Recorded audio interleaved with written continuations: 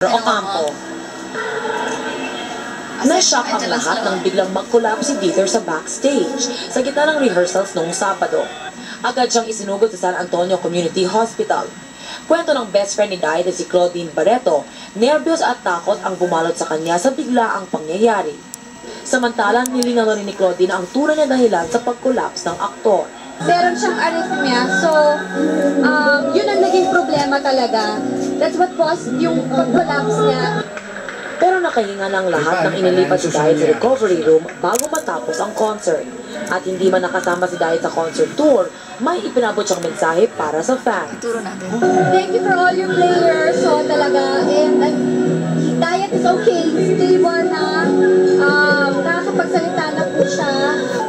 Wala pang petsa kung kailan makakalabas ng ospital at makakabalik ng bansa si Dieter.